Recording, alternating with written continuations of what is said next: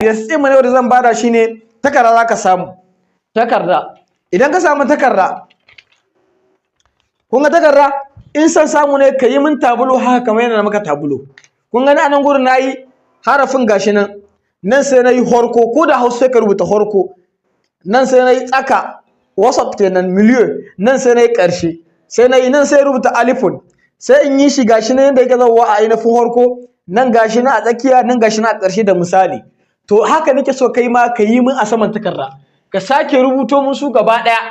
Wannan wanda muka yi, wannan misalan da na bada kai ma ka bada. In kana so ka sake misali ka sake. In ma baka sake ba, no kaka damu. Ni dai na so ka yi in san samu ne kamar yadda wannan takarda. Kaga na yi ɗan tabulo haka, kamar yadda na muku haka, ya iri ɗaya da na muku a haka. Ka samu takarda kai ma, ka rubuta harafin gashi nan misali ha, sai kai a farko ga yanda yake komawa, sai ka bada misali. A tsakiya ga yanda yake koma sai ka bada misali kamar yadda na baku misali.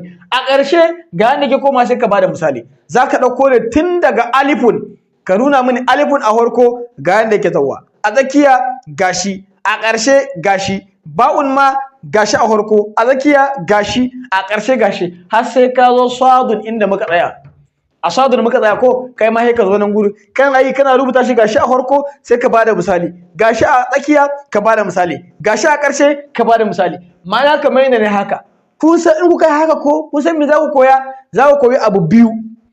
Abu na farko za ku koyi iya rubutun. Rubutun ku zai ƙara gwanancewa a larabci. Domin da ya sanar cewa malam rubutun namu sai a hankali fa, to a haka zaka gwanance in kana rubutawa. Sannan abu na biyu zaka koyi kuma ka san yanda harafin ke zawo a farko, yanda ke zawo a tsakiya, yanda ke zawo a ƙarshe. Tunda a nan gaba darasin mu na 5 za mu je mu ga ma inda za mu zo mu haɗa haruffan larabci, a haɗa kaza da kaza ya bada kalma guda. Bayan mun ga wannan za mu zo mu koyi magana da larabci har haka insha Allah. Da haka exercise na wannan sati shine kamar yadda nayi a tabulan haka kai ma za ka rubuta a saman takarda, ka dauki hoton takarda din da hannunka kalka bada a maka kai ake so kai ka koya, sai ka turo hoton takarda a lamba ta insha Allah. Zan gani inda ka kuskure sai in gyara maka insha Allah. Da haka nan za mu dakata sai darasi na gaba insha Allah. Wannan exercise tun daga yau samedi, dimanche, lundi, mardi, mercredi, almuhim ana so ka turo shi ne kafin mu yi darasin mu na gaba. An fahimta? Ban ce sai dole yau ba, ban ce dole sai gobe ba, ban ce dole sai jibi ba. Kana da sati guda ka samu dama ka rubuta su, ka yi rubutu mai kyau. Kuma ina ba da note.